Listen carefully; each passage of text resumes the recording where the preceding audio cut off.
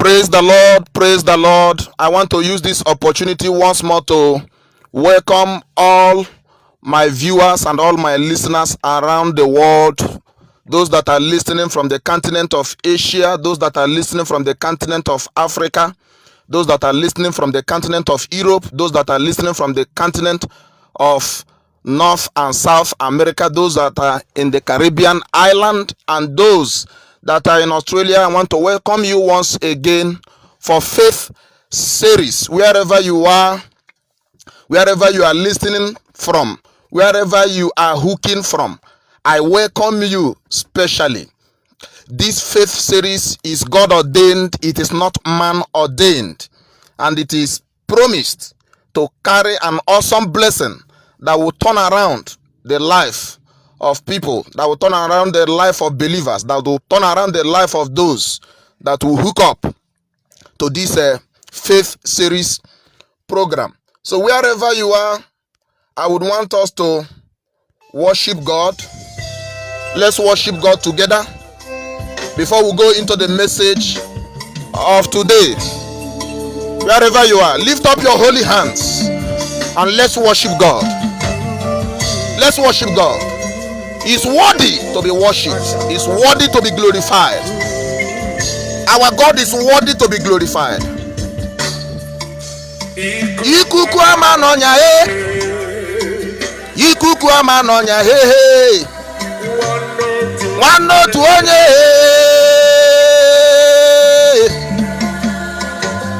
Isi kendo Lare kelemo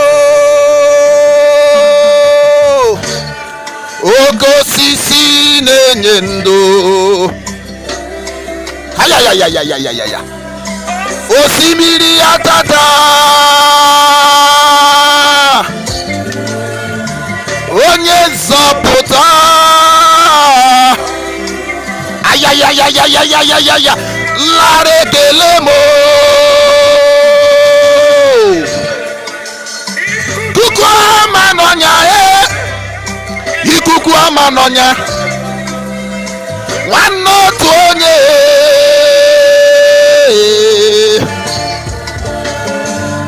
Si kendo Isi kendo Lare kelemo Sisi nenyendo. Wherever you worship him, Osimiri atata Onye zapota Ayayayayayayaya Nare kelemo Lare kele Ayayayayayayaya Laro titomo Lare kelemo Ekele Ekele Lare kelemo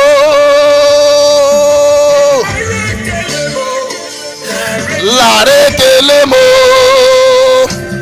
Ariana tete sana Angelia Caprezi mahite Angelia Capera Rusiana mahandasine Rusi na mahasata Samantiana Angelia Capasata Salahadina Lare kelemo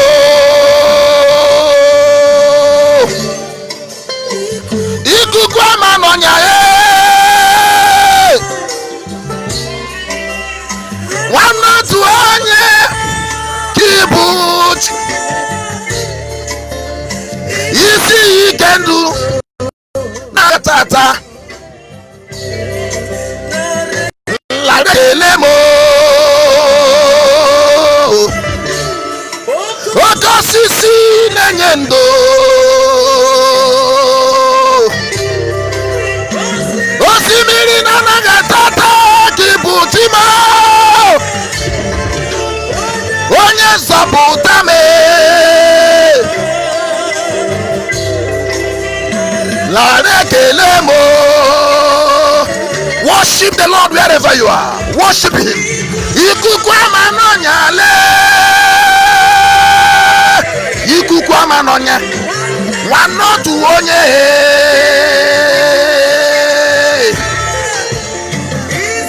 isi ikendu nanaga tata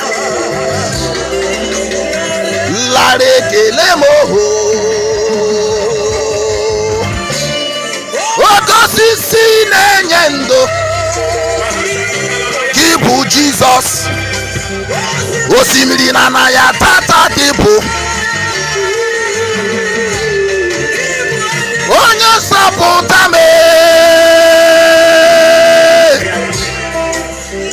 lare kele mo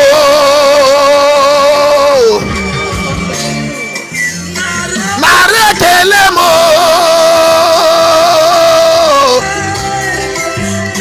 naroti tama. Jesus, take all the glory, take all the glory, take all the honor, take all the majesty, take all the glorification. You are God. I glorify you this morning in this first series. The Lion of the tribe of Judah, be glorified. La rekele, la lekele, la roti tomo.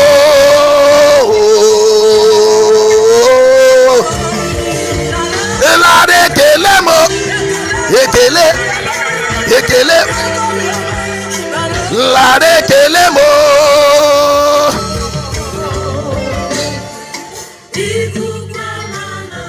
Wherever you are and you are hooked up to this program, I want to let you know that the atmosphere has been charged by the Holy Spirit. Begin to talk to God to minister to you. Begin to talk to God in that particular place where you are, that God should minister to you, that God should minister to your spirit, that God should minister to your soul. Right now in the world, we don't need human beings for intervention. We need the Holy Spirit that drives the force of God.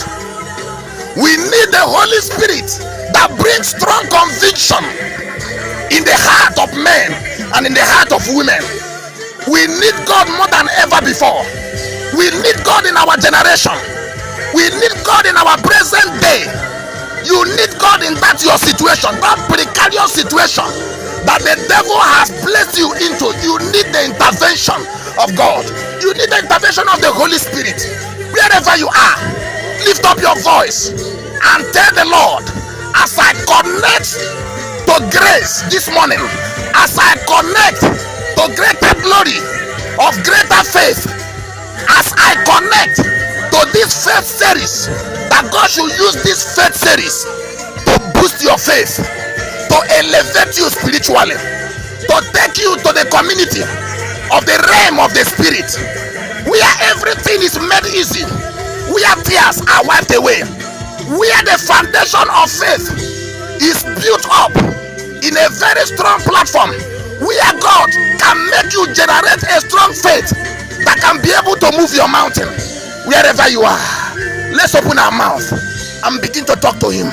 Alabatine, Angeliac, Marozia San, Eka Pravinia, Angeli Mahi, Angeliaca Prelusiana Mahandasite Masata, Angelac Salahadina, Angelia Salahadina, Ariana Toto Angelica Prelusi Mahamari, Prazini Mahatena Suti Angeliaca Prelusi Mahasatana. Oh God of all creation, take all the glory, take all the honor in the name of Jesus. In Jesus' name we are praying. Father, in the name of Jesus, Father, I want to thank you for the privilege that you have given us once again to be part and parcel of this Tuesday faith series. Father, I ask that all the people that are hooked to this faith series, that all my listeners all around the world, all my viewers all around the world that is hooked up to this faith series program, Father, through this faith series program, you are going to intervene in their lives. Whatever thing that is called reproach, whatever thing that is called delusion, whatever thing that is called humiliation, rejection, poverty, as they connect and hook up to this program, every negative circumstance, every evil that is around them, every disappointment that is around them, as this first series bring them on the strong platform of faith, may the faith that they will gather through this program begin to drive away every forces of darkness in their lives, in their business, in their Christian faith, in their marriage, in their body, in the name of Jesus. Father, thank you because I know that you have answered.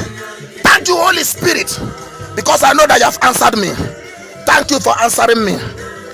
In Jesus' name we are prayed. Thank you for answering. In the name of Jesus. In Jesus' name we are prayed. And amen. Once again, I use this opportunity to welcome all my viewers and all my listeners, those that are lovers of God, those that have been following this faith series from the first day that it was started. I want to tell you that this faith series is God ordained. It is not man ordained, and because it is God ordained, it shall deliver the very package of God in your life, in your family. Today we shall be looking into God's word. Nothing works without God's word. No mountain moves without God's word. Today in our faith series, we shall be considering the obedience of faith, which is the hallmark of faith. Obedience, the hallmark of faith. Obedience, the hallmark of faith. The Bible said in the book of Joel chapter 3 verse 10, it said, let the weak say, I am strong. In other words, it takes a greater dimension of faith for one whose body have been weakened, either by sickness or whatsoever, to proclaim that word and say that I am strong. It takes faith to say that. You must understand that obedience is the hallmark of faith, because whosoever you believe, you naturally obey. Disobedience is simply an expression of unbelief, but every step of obedience is a step of faith. God relates with us primarily on the platform of our obedience. If you believe that he will do what he has promised, then you will take steps to obey his instructions. You are not obeying God is an indication that you don't believe he can do what he said he would do. The scripture says, let the weak say I am strong. Joel chapter 3 verse 10. If you now say, with this terrible headache, how can I say I am strong? You are simply saying to God, I can't obey you because I don't believe you.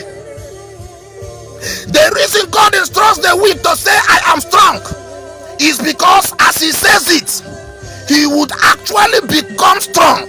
For the Bible says, he shall have whatsoever he said. Mark chapter 11 verse 23. I have had so many people constantly advise that Christians should resist the tendency of getting used to God. Many of us today in our generation are so used to God that the word of God has no capacity and potency to permeate into their heart anymore. Those who get used to God end up as useless men and useless women. Relate with God with a sense of awe and take his word seriously at all times. Your obedience is an acceptance of the fact that God knows better than you do. When God gives you an instruction, he never tells you what to do. Your faith in him thereafter moves you to obey, even though you may not know what the outcome may be. For instance, men and brethren that is hooking up to this faith series, men and brethren that is listening to me all over the world. For instance, God may not tell you that he has a plan to bless you financially before he demands that you give a sacrificial offering. I want to let you know that some time ago in 1998, there was a particular man of God who was in a meeting in Lagos in Nigeria, and an offering was being raised for the building of the tabernacle of God in the church where this man of God worship. His wife and himself set aside some little money, just about 180,000 naira, which they wanted to use to start building a personal house. And the Lord said to them, I need that money. With joy, immediately they dropped it at the altar. Listen to this testimony. The following day, without their knowledge, somebody sent a draft of 500,000 naira to them. Can you now compare 180,000 to 500,000? Every time God tells you to do something, he only wants to use you as an avenue to qualify you for a change of story, to qualify you for a change of status. I pity some people that are talking trash in our present generation today. Anytime that they give in a church where they attend, they think that they are giving to pastor. Listen to me. When you drop an offering, when you drop your tithe, when you drop your seed in the altar where you know that God is, and then you drop that seed, that tithe, that offering, and you think that you have given it to the pastor, and you think that that's your tithe, that's your offering, that your seed faith will actually enrich the pastor, you have missed it. Listen, let me tell you what I do. What I do in my church where I go. If I drop my tithe, if I drop my offering, if I drop my seed that God, only him instructed me to drop, I don't see it that I am giving it to the pastor of my church. I see it that I am giving it to God. Because when you see it that you are giving it to the pastor, you will only get a pastor blessing. And you know that pastor blessing is little. A pastor is uncomparable with God. You can't compare a pastor with God.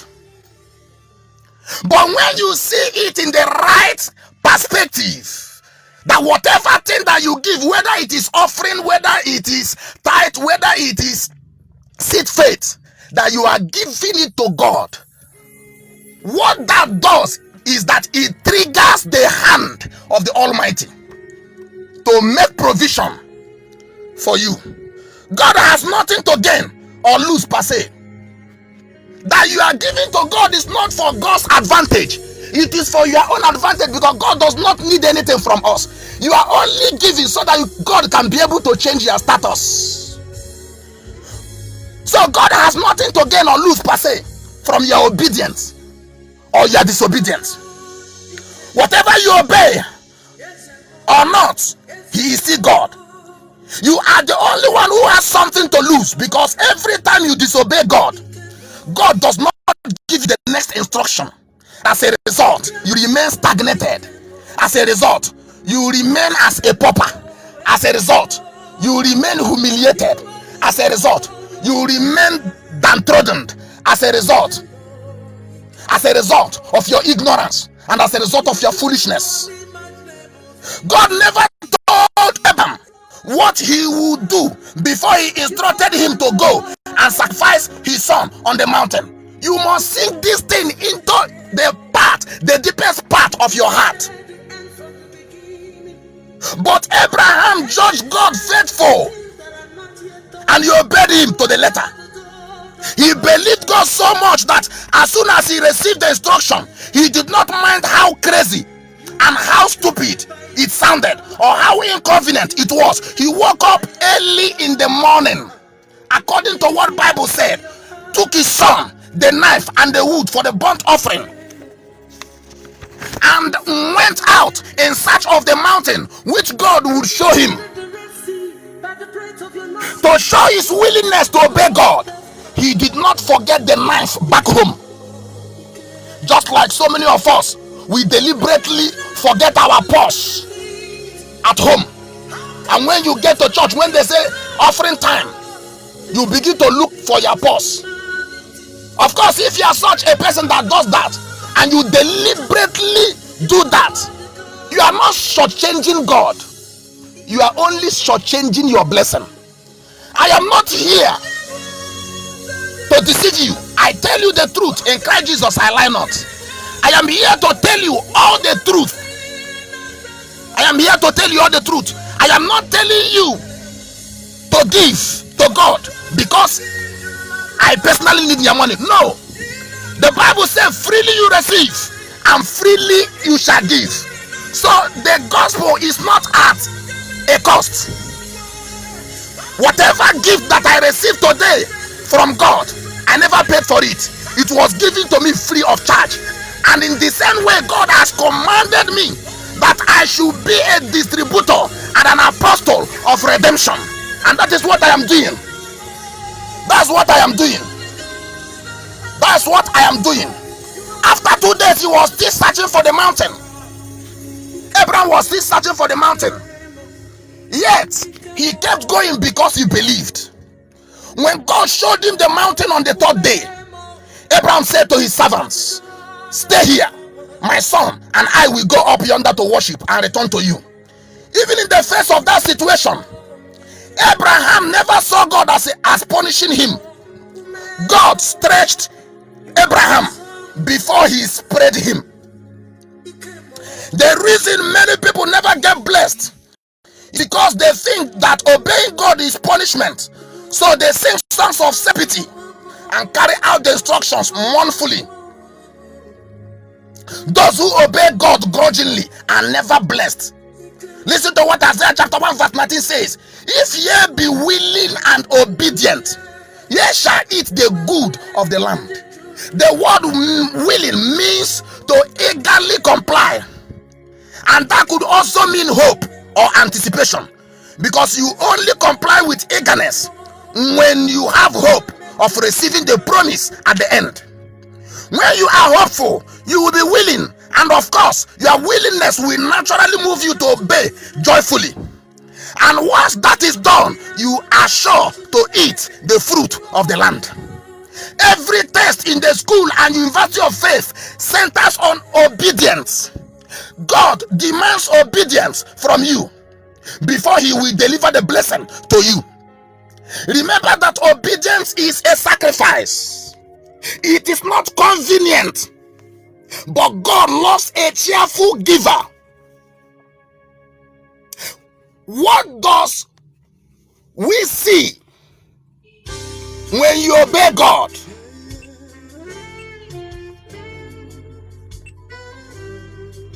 What do you see? Rather, what do you see when you obey God? And one thing that you must understand, that in the school of obedience, obedience is superior to prayer. Obedience is superior to prayer. You must understand, as a believer and as a creation of God, it costs less to obey than to pray. The Bible says to obey is better than sacrifice. To obey is better than sacrifice. In 1 Samuel chapter 15 verse 22. Think about a couple that has crisis in their home, for instance. The woman is praying daily for peace. She takes her husband's name to every prayer group in town and to every prayer house in town. and anoints his picture until one can't even see a trace of the image anymore. But when the husband gives her an instruction, she feels too big to submit. There is no devil anywhere that needs to be bound. If she could just obey the law of submission prescribed by the Holy Scripture, prescribed that by God himself, she may never need to say one more prayer concerning her husband. That means, as she is confessing, I have the peace of God in my home. For when he gives peace, no man can make trouble. She is also professing it by practicing what the word says, submitting to her husband and doing as a wife should do in the home. When that step of obedience is taken, God looks down from heaven and turns the man's heart to love her and to be a proper husband and father in the home, simply because the woman engaged the platform of submission. The same goes for the man.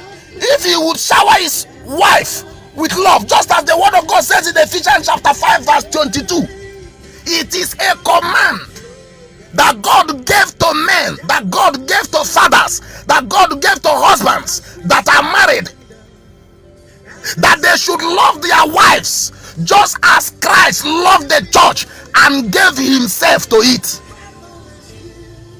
God will, through his word, supply whatever the wife is lacking, and then harmony abounds.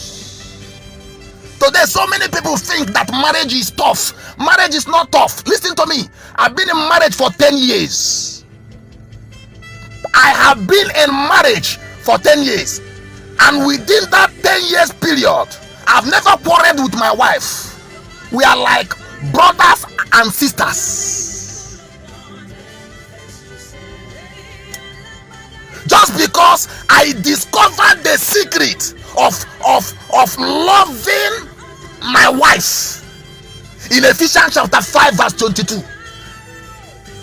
and also the woman, my wife, discovered the secret of submission, who understood that the responsibility of the woman is to be submissive to the husband. What moves God is not your prayer, but your obedience. That is what commits him to answer you even before you call. Many think that they can use their prayers to substitute their obedience. No, it is not possible.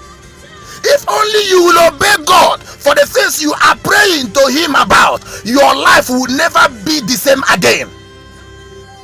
Get delighted in the commandments of God. Let everything he says be convenient for you, no matter how stupid, no matter how foolish. What God tells you to do is engaging the foolishness of God brings multiplication of divinely moderated and ordained signs, and that can only come from God and not from man. When you subject yourself to faith, to God-given faith, I want to let you know that it pleases God. When one manifests faith, it pleases God. When you manifest faith, it pleases God. Nothing pleases God like obedience. Any man that is obedient is a man that have discovered the secret of faith. You cannot be obedient and be faithless. And there is no man that carry the unction of faith without being obedient. So there is nothing that pleases God than obedience. That is why all through the Bible you will discover that the foremost requirement to receiving God's blessings is to diligently hearken to his voice and obey his commandments. The Bible says in Ecclesiastes chapter 12 verse 13, it says, here is the conclusion of the matter: fear God and keep his commandments, for this is the whole duty of man. The peak of our walk with God is pleasing him. When God can look down from heaven and say, I am pleased with you. That was all he said about Jesus at his baptism. This is my beloved son in whom I am well pleased. Matthew chapter 3 verse 17. He didn't say, this is my beloved son, a miracle worker. Neither did he say, this is my beloved son, a prosperous man. Rather, God said, this is my beloved son in whom I am well pleased. And so no matter how great a miracle worker you are, or how prosperous you are, if you are not pleasing God within that vicinity where you are, within that community where you are, within that country where you are, if you are not pleasing God, your relationship with him is not yet approved.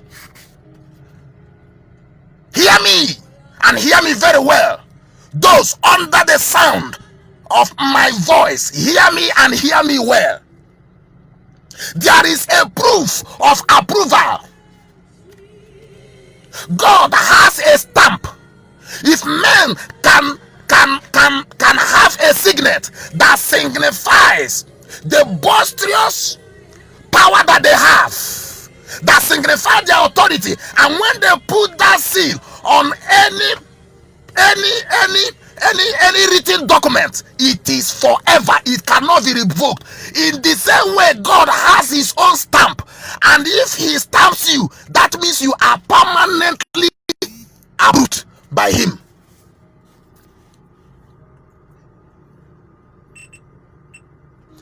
It means you are permanently approved by him.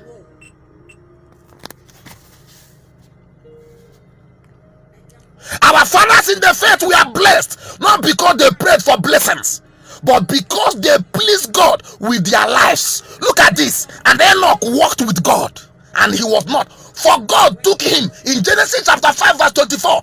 And hear this one again. By faith Enoch was translated that he should not see death, and was not found, because God had translated him. For before his translation, he had this testimony that he pleased God. Hebrews chapter 11 verse 5. God was pleased with Enoch, so he took him. He didn't allow him to see death, which is what every mortal man should naturally experience, because everybody must come under the government of death. Death is a government. There is a government that rules the grave. So every man on earth is answerable to that government. Abraham also, because he obeyed God's instruction, God was impressed. And among other things, he said to Abraham, by myself I have sworn, for because thou hast done this thing, and hast not withheld thy son, thy only son, that in blessing I will bless thee, in multiplying I will multiply thee, and thy seed as the stars of the heaven. Genesis chapter 22 verse 16 to verse 18. What prayer did Abraham pray to qualify for such a blessing? What prayer did he pray to qualify for such a boisterous blessing?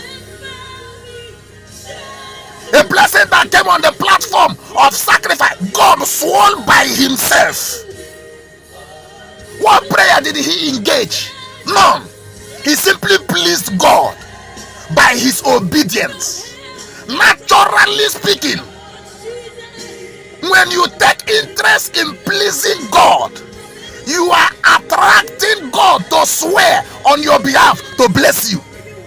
The problem that we have with humanity today is that we are finding it very difficult to obey God. Those that obeyed God in time past never regretted it, and Abraham was one of them. Note that God said, because thou hast done this, not because thou hast prayed about this thing. There is a level of blessing that your prayers cannot obtain, but by pleasing God, by your obedience, it comes with ease. You enter into a realm of ceaseless blessings where you don't have to make confessions over your empty pockets before your needs are met. There is also something you must do to please God, for him to be moved to bless you. So every time you come across a promise in the word of God, look out for the instructions you must obey to commit God to fulfill that promise in your life. And this brings us to this question: what is obedience? What is obedience? To obey God means to be dominated and overwhelmed by him and his word, to hold him in high esteem, and to have high regard for his word. No man gets addicted to God's word without esteeming God, who ushered in, who breathed upon the word. Obedience means to take his word as the final authority over your life and to respond to his demands. In the security parlance, you are not expected to commit mutiny. The decision of the hierarchy is final. I have not found a more comprehensive definition of faith than obedience to God's word.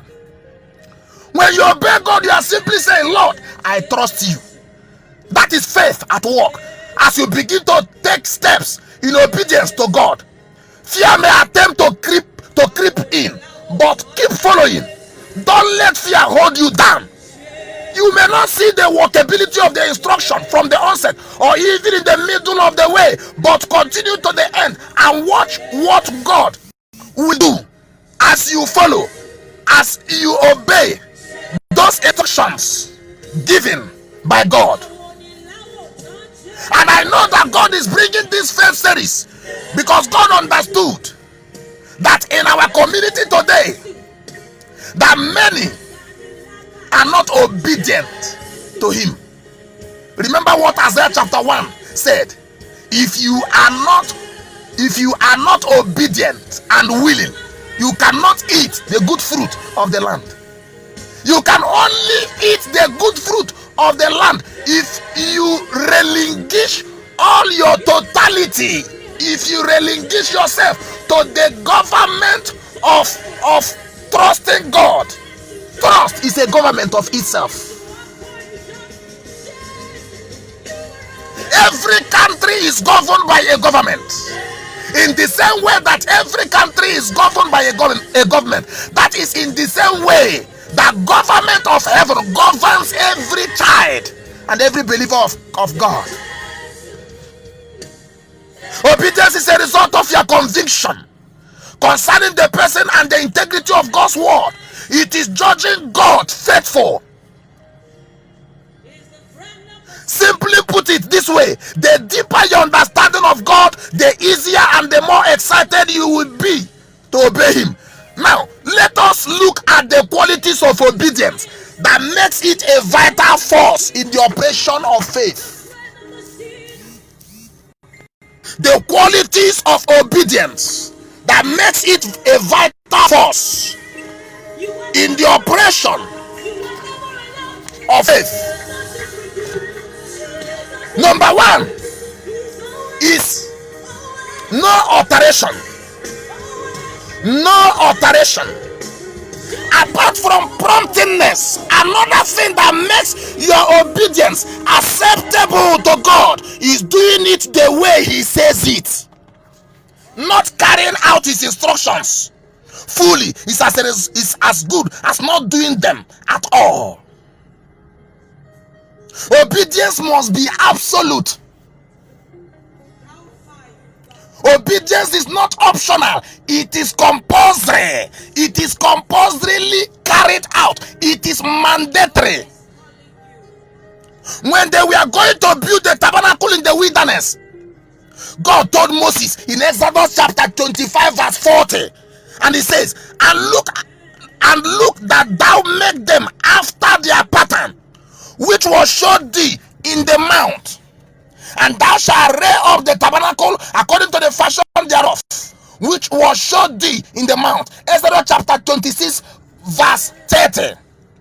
As it was showed in the mount, so shall they make it. Exodus 27 verse 8. When God told Abraham, you must understand this, get thee out of thy country and from thy kindred and from thy father's house unto a land that I will show thee. The Bible says, so Abraham departed as the Lord has spoken unto him. Genesis chapter 12, if you read verse 1 and then verse 14. He did not negotiate with God, nor did he alter what God has said. He departed as he was instructed. Listen to this. Many believers negotiate with God when he tells them what to do.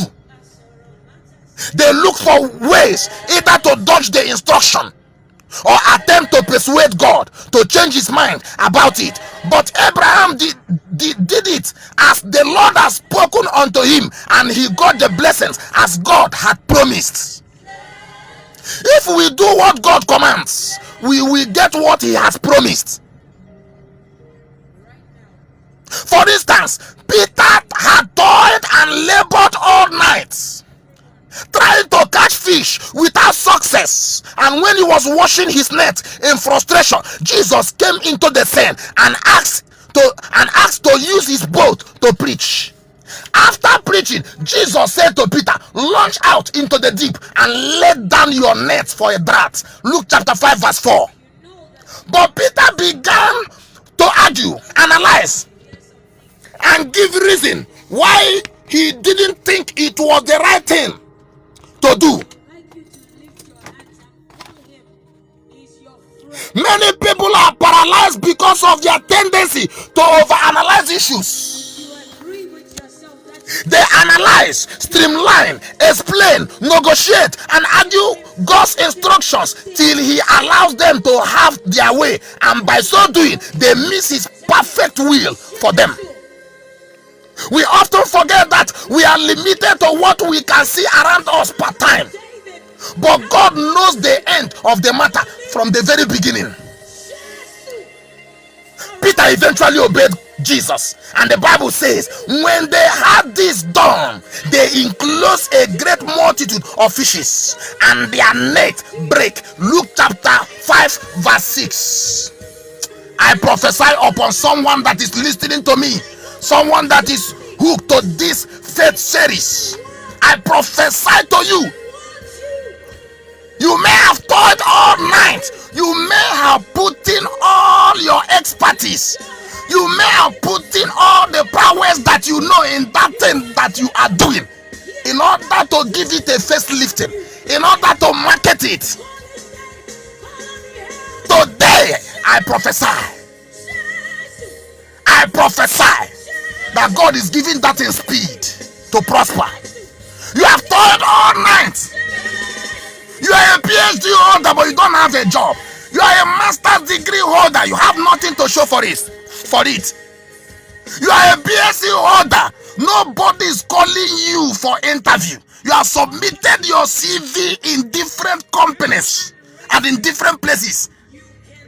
And some of you that have PhD, 4 PhDs, they have even disqualified you because you are overqualified. You have toiled all night.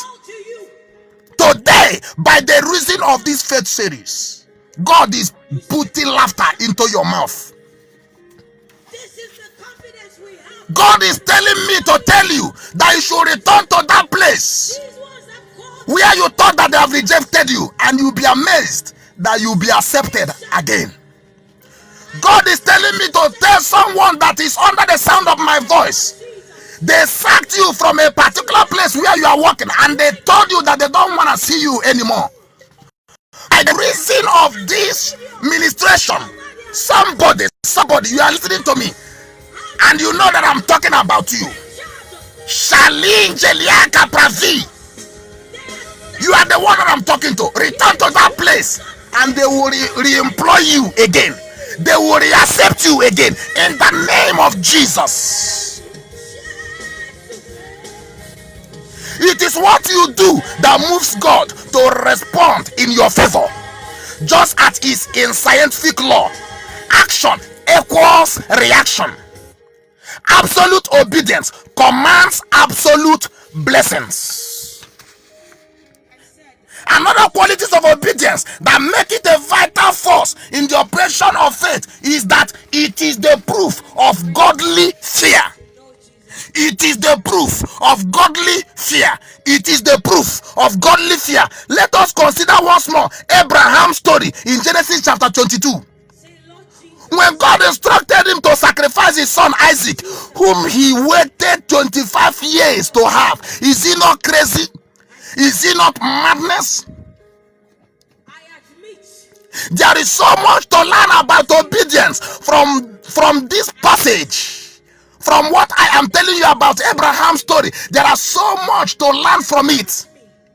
You will notice from that story that after Abraham received the instruction, he rose up early in the morning and went into the place of which God had told him in Genesis chapter 22 verse 3.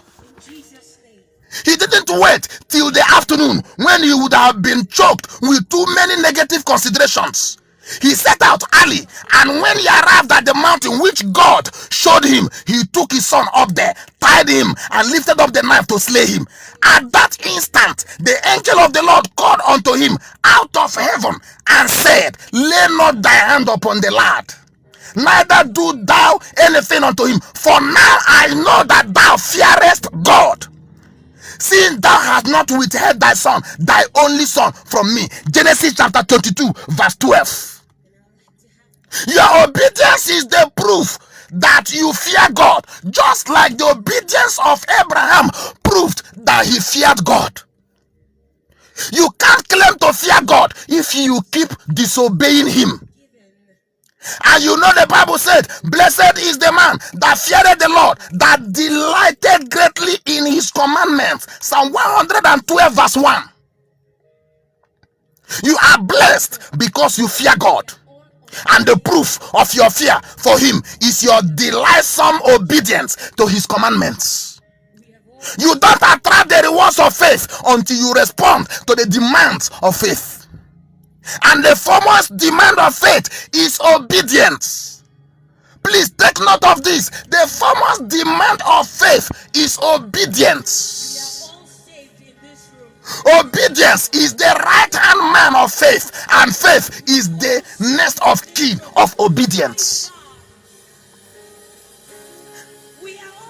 When the people at the marriage in Cana of Galilee needed a miracle supply of wine, Mary, the mother of Jesus, told him of the situation, and then she turned to the people that was with him.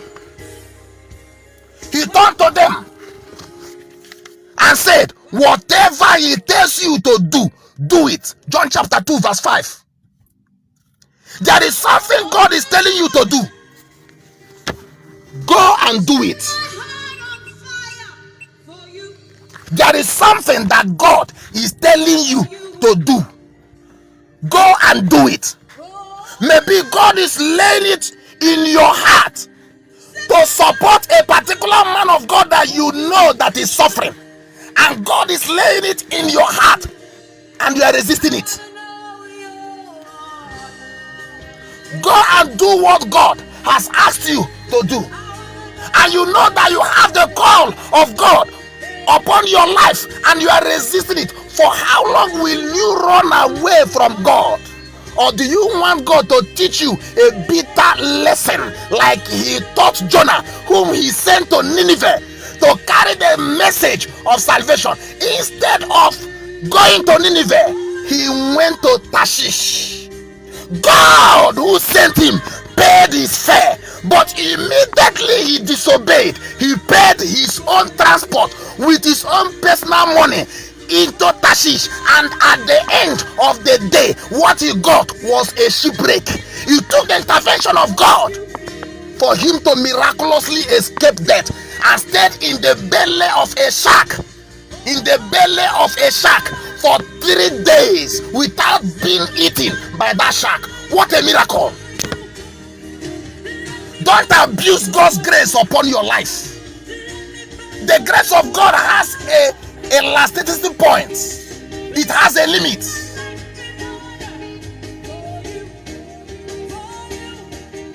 There is an elastic point of grace. Should we continue in grace so that sin will abound? Bible said, God forbid. There is something that God told you to do. My friend, listen to me. Wherever you are, in all the countries where you are hooked up to this program, I want to let you know that the stupidity and the foolishness of God produces signs more than the wisdom of men, more than the craftiness of men. God is telling you to do something. Go and do it. The one that I will not ask you to do is when somebody is coercing you, is when somebody is compelling you, is when somebody is forcing you to do something that God has not instructed you to do. That one I will not tell you to do. But the one that God has laid in your heart to do, do not turn a blind eye. Do it. It's for your own good. Do it. It's for your own change of level. Do it. It's for your own change of status. Do it. It's for your own advancement to another particular realm. That when men will see you operate in that realm, they will say, this is the finger of God. So the mother of Jesus told them, whatever it tells you to do, do it. And what he told them was stupendously and foolishly and scientifically stupid. But because they have mastered the act of obedience that propels faith, that is a propensity of faith, they obeyed Jesus. And that water turned to the greatest wine that we have ever seen. No company will ever manufacture that type of wine.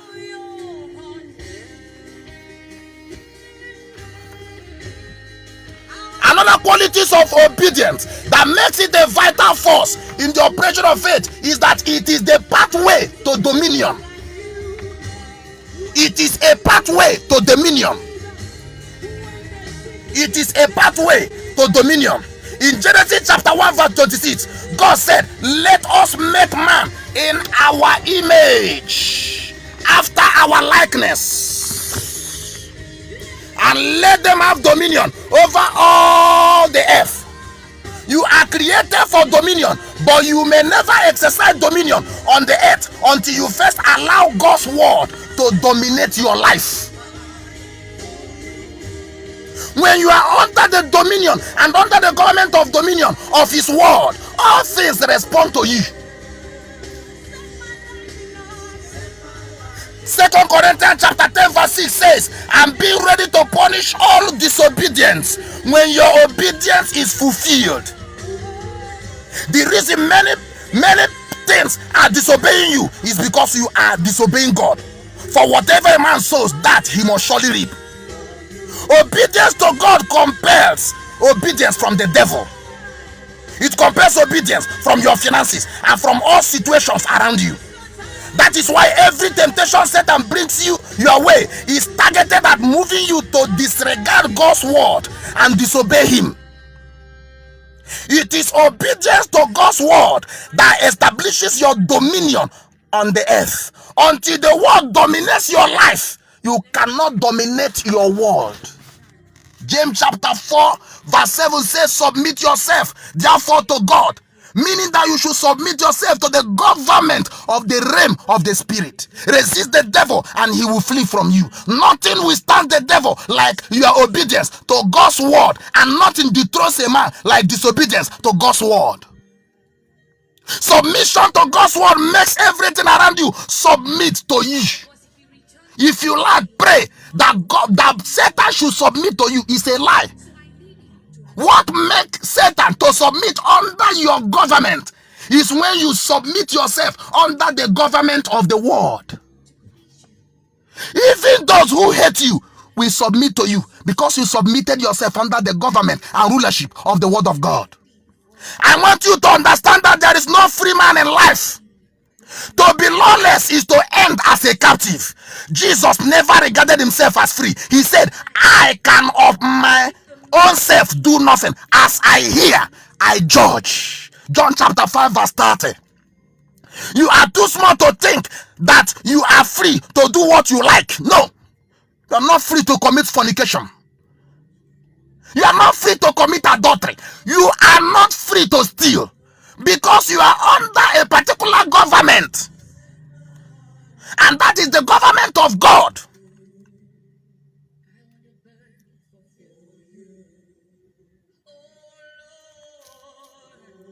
Abraham submitted to God so much that God was impressed and gave him a name above all names. I will make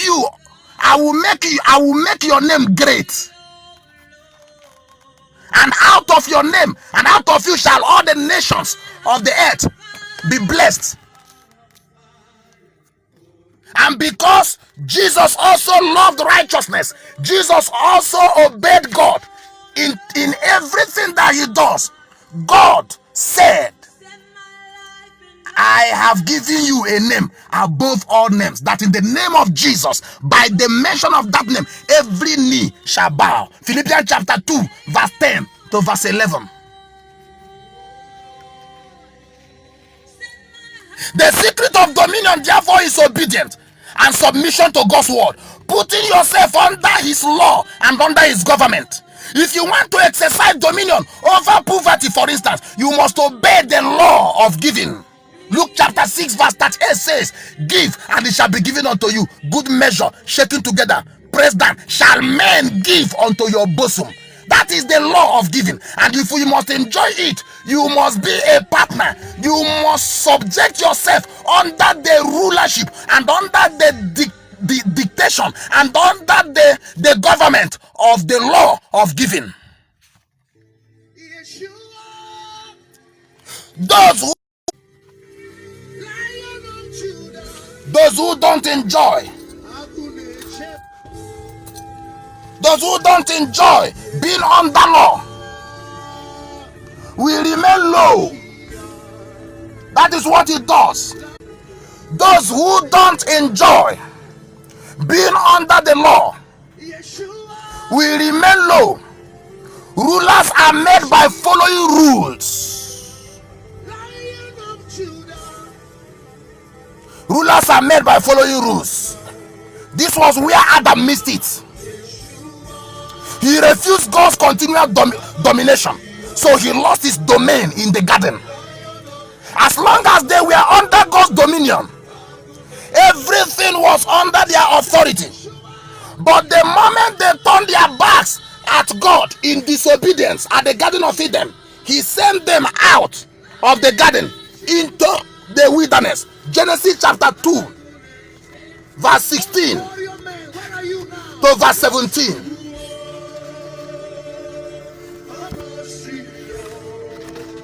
If you want to put the wilderness permanently behind you, then submit to God's instructions. Enjoy being under his law, and you will find yourself enjoying dominion in all areas, in all spheres of life. Not all obedience is rewarding. Please listen to this. Not all obedience is rewarding. The obedience of faith have two outstanding qualities that I feel should be mentioned here. The two outstanding qualities of obedience of faith, number one is excitement. Obedience to God must be with excitement. God's instructions should be obeyed. When you are worshiping God, God's instructions should be obeyed watchfully and delightfully. It must be done delightfully. It must be done with excitement. This is the aspect of obedience that touches God directly. Abraham moved God to put himself under an oath to bless him because he obeyed God worshipfully. And Abraham said unto his young men, abide ye here with the ass, and I and the lad will go yonder and worship. and come again to you. Genesis chapter 22 verse 5. Your service and obedience becomes unprofitable. You must understand, if it carries any element of being a burden. God's commandments are not grievous. Take note of this. God's commandments are not grievous. That's what the Bible said. Our heavenly Father's commandment is not a grievous one, because God cannot tell you what you cannot do.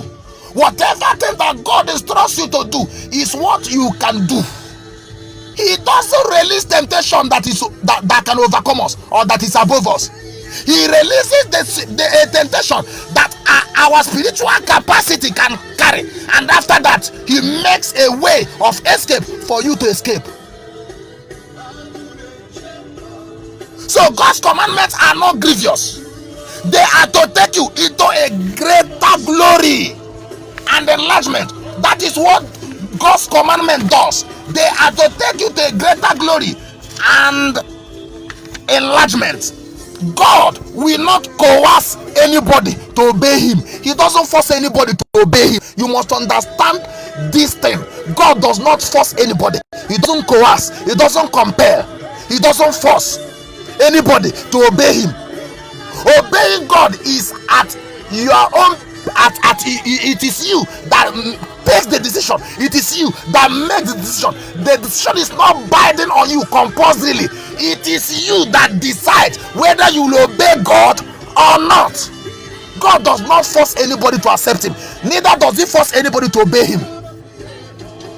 If you are cajoled into doing anything for God, it will not bring any reward back to you. That's the fact that I am trying to establish. When you are coerced by a pastor, when you are coerced by a general overseer, when you are coerced by anybody, anywhere, to do anything that God has not commanded you to do, you can't get any reward. Why? Because you are coerced. Anything that you do with coercion does not have an internal reward. Don't step into doing anything for God until you are convinced and willing to do it. The Bible says in 1 Corinthians chapter 9 verse 17, listen to this particular scripture. For if I do this thing willingly, that's where I talked about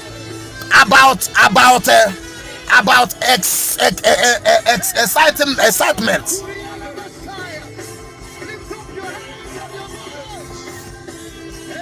That's why I talked about excitement.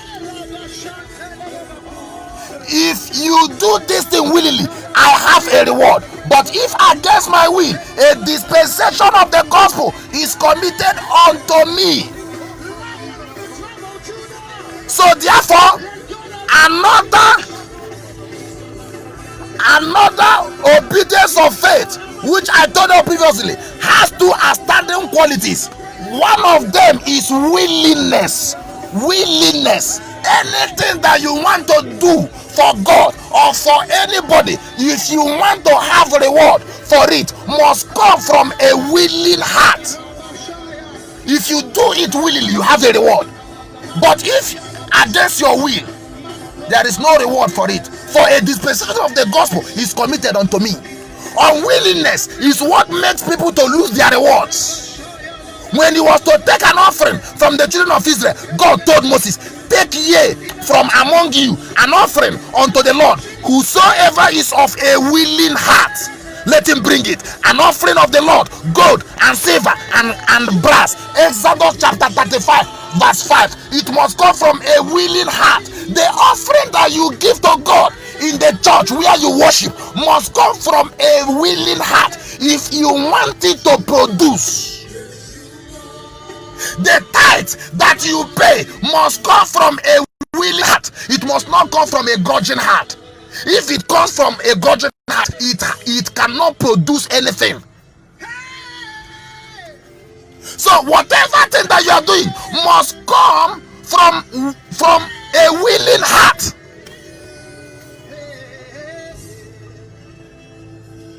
It must come from a willing heart. Outstanding quality of obedience of faith, which I told you that has two outstanding quality, is promptingness. Promptingness. Obedience goes beyond just responding to instructions. It also has to do with how you respond. Obedience actually means prompt, willing, excited response to instruction. That is to say, God has said it, and I am excited at it. God has said, build me a house, and you excitedly contributed to the building of God's house. God has said to you, bless your pastor, and you excitedly bless your pastor. I am willing to do it, and I will do it without delay. Please take note of that word prompt, because delayed obedience is the same as absolute disobedience. Delayed obedience is the same with absolute disobedience. Never delay when God gives you instruction. If you see a man of God that God has genuinely called, and you know that that man of God has no spot or wrinkle, and you know that that man of God is genuinely called to preach the gospel, supporting him in the propagation of your gospel with your material things is not evil. Supporting him is only supporting God's work, and in return reaping the dividends that comes out of it. Since I started this faith series, since I started online ministration, reaching out to millions of people in different continents of the world, I have never asked anybody for any money, either to buy data to put on my phone, either to buy data to put on my laptop in order to reach out to the people of the world. I use my personal money to sponsor the gospel. That is what God has instructed me to do, and I am excited doing it. I'm excited releasing my material things. I'm excited releasing my money for the propagation of the gospel. I'm excited releasing my talent for the propagation of the gospel. I'm excited releasing my knowledge to reach all the ends of the earth before the second advent and the second coming of our Lord Jesus Christ. So do not be forced to do anything. While you are doing anything for God, do it excitedly. Do it with excitement, knowing that doing it with excitement has an internal reward.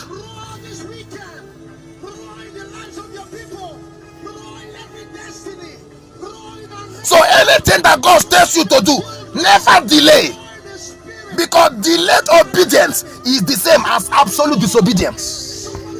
Whatever thing that God lays in your heart, do it. If he lays it in your heart to buy a pastor a car, do it. Not that the pastor forced you. I'm not talking about coercion, but God placed it in your heart to do that. Do it without hesitation. Do it without delay. And God is pointing to you, to a particular man of God to bless. Don't delay, do it. And God is pointing to you to purchase a land for the building of the house of God. Do it, don't delay. You know why many Christians have to pray more than once over issues of their life? Is before they see result. It is because they make God speak more than once before they respond. Immediately God speaks once, engage it. Don't allow him to speak the second time. This is what happened to Adam. God called him, Adam, Adam, where are you? No response. He called again, Adam, Adam, where are you? That was the time that Adam responded. Not that Adam did not hear the first call. He had the first call, but he refused to respond. And that is what is happening to many believers today. They have had the first call, they refuse to respond. Most of us will respond when God attaches punishment to it. That is the time that we find it fundamental and necessary to respond.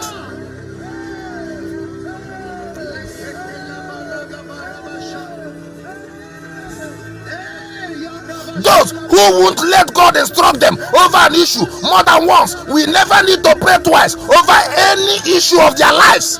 As a matter of fact, God may not even wait for them to ask before he answers.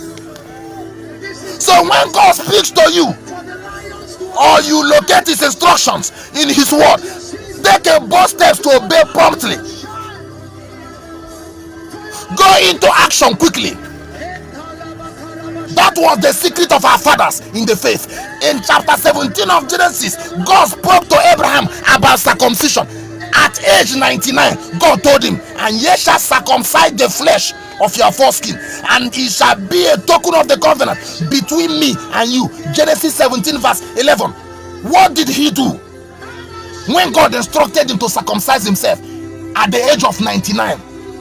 Abraham took Ishmael his son, and all that were born in his house, and all that were bought with his money, every male among the men of Abraham's house, and circumcised the flesh of their foreskin in this same day, as God has said unto him. And Abraham was 90 years old and 9 when he obeyed God. Genesis 17:23 to verse 24. Abraham responded immediately. So circumcision, as I know, is usually done for babies at the age of 8. At the age of 8, at the 8th day, or at most for children between the ages of 6 and 7. Can you imagine what it meant for a man of 99 years to circumcise himself? Abraham regarded himself as a baby before God.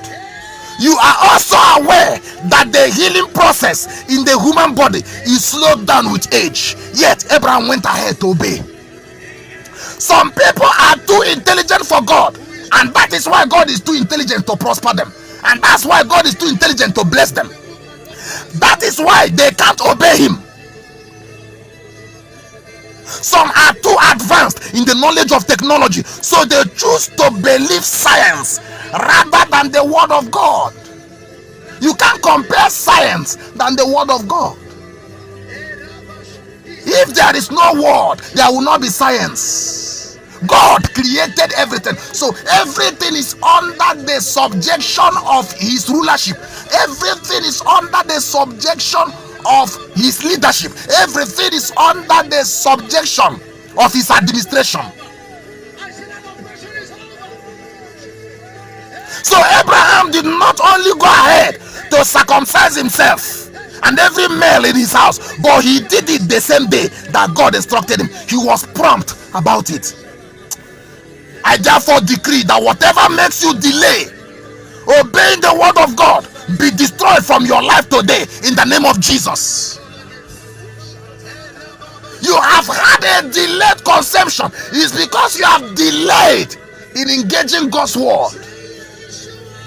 Maybe God has instructed you to go and visit motherless babies home and become a blessing to motherless babies home, that in return you can have your own babies, and you refuse.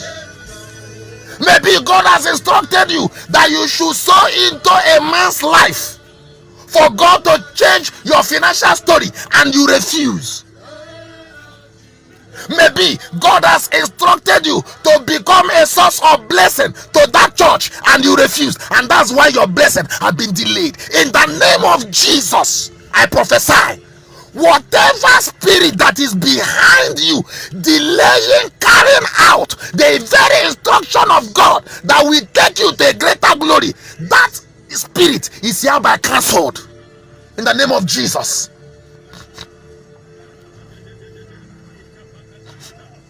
The greatest obedience that man must subject himself or herself to is accepting Jesus as personal Lord and Savior. So therefore, wherever you are and you want to give your life to Jesus, you want to come under the authority and under the government of Jesus, wherever you are, I want you to say this prayer with me. Lord Jesus, I come to you as a son, as a daughter. I come to you having discovered that there is no other way in which we can be saved, except by the name of Jesus. Father, I receive you. Jesus, I receive you in my heart as my personal Lord and Savior. I reject Satan. I reject all his works. Jesus, save me from every sin. Jesus, save me from the government of Satan.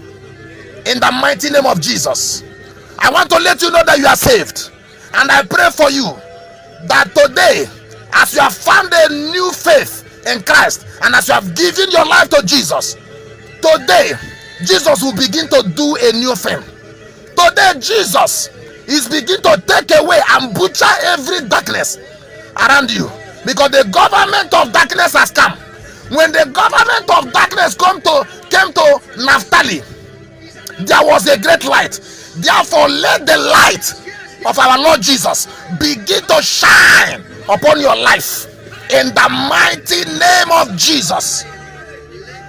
In the mighty name of Jesus, you are saved. You are saved. You are saved. You are saved. You are saved. In the name of Jesus. I want to pray for those that are sick, and I want to pray for healing. Those that are sick, you know that you are sick, and you want God to heal you. You know that you are sick. Amashiach.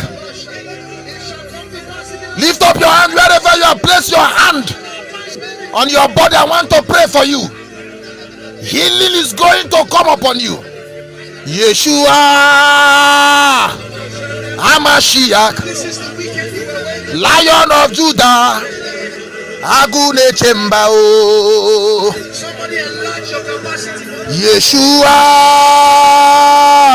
Amashiach, Lion of Judah, Agune Chembao. Yeshua Hamashiach. I decree and declare over your body, whether you are blind, whether you are deaf, whether you don't have the ability to talk, whether you are mad, the spirit of ulcer, the spirit of cancer, the spirit of infirmity, flowing of blood continuously, non-stop, God is canceling it. I see somebody that have an issue of blood. Your messes is flowing continuously, non-stop. You have been experiencing it for some time now, but by the power of God, I command that flow of blood to cease in the name of Jesus. I see a lady. You are a lady. For the past 1 year, you have not seen your menses. You have not seen your menstruation, and they told you that what has cut off your menstruation is as a result of a bacteria, is as a result of an infection. But right now, you are under the power of the Holy Spirit. The Bible said that whatever thing that my heavenly Father have not planted shall be rooted out. Be rooted out in the name of Jesus. I see somebody that is crying for a promotion in a particular place where you are working. You are seeking for promotion. I command promotion to come your way in the name of Jesus. That promotion is coming. That promotion is coming. And when that promotion comes, please don't hesitate to share the testimony. Don't hesitate to glorify God with us. I see somebody, God is healing you of asthma. You have a chronic asthma, and my God is healing you. God is healing you. Be healed. Be healed. Be healed. Be healed. Be healed. I see somebody, for the past 4 years, you marched on a charm, and your right leg have been dangerously and seriously affected. You can't make use of that right leg, and it seems as if that Worms, something like worm is coming out from that leg, and they have told you that if that leg is not amputated, it will transfer to the left side. I command in the name of Jesus, that is above every other name, let that leg that is decaying begin to drop now. Let God begin to operate on that leg. Let God begin to operate on that leg. Let that leg begin to shrink, and whatever poison that is inside that leg, let God remove it in the name of Jesus. It's removed. Make use of it. It's removed. Your healing has been granted permanently in the name of Jesus. There is somebody under the sound of my voice. For some time now, you have something that is coming out from your throat, and you have been diagnosed of goiter. They told you it is goiter, and the place where that goiter is a dangerous place, that it cannot be operated by medical doctors. Right now, today, as you sleep, my God is going to assign angels that will operate on that your throat and operate that goiter out of your throat in the name of Jesus. In the name of Jesus, let operation be done by the hand of the Holy Spirit. God is operating on that your throat. God is removing that goiter in the name of Jesus. There is a woman under the sound of my voice. Listen to me. For some time you have been experiencing decay, a kind of odor, a decay that is coming out from your private parts. Listen to me. God is going to remove it, because it is not a medical issue. It is a spiritual problem. It is a spiritual problem. How do I know? The man that planted went to go and see how what he planted is faring. They discovered that the enemy came in the midnight and planted tares. It is the enemy that have planted that. In the name of Jesus, I command that strong odor that is oozing out, that is coming out from that lady's private part, to cease. In the name of Jesus, cease. In the name of Jesus, cease. In the name of Jesus, cease. In the mighty name of Jesus. You are there. You cannot make use of your ear. You can't make use of your hand. You can't make use of your eyes. You are blind. You are deaf. You are mute. You can't walk. Healing is coming upon you right now. I command that blind eye to open. I command that deaf ear to open. I command that mute mouth to begin to speak, and I command that leg to begin to walk in the name of Jesus. You can hear, you can see, you can speak, you can make use of those legs. Father, thank you for answering our prayers, for answering my prayers in the mighty name of Jesus. Thank you, Father. In Jesus' name we are prayed, and amen. You are healed all over the world. Wherever you are blessed. I command the blessings of God to fall upon you. Let God preserve you. Let God keep you in the name of Jesus. I also want to use this opportunity to let us know again that I still remain Pastor Adigwe David Kennedy. Faith series will continue tomorrow, and it will interest me and interest God as you continue to hook up. And as you continue to hook up, God will continue to release his blessings upon you. For today, God bless you in the name of Jesus. Amen.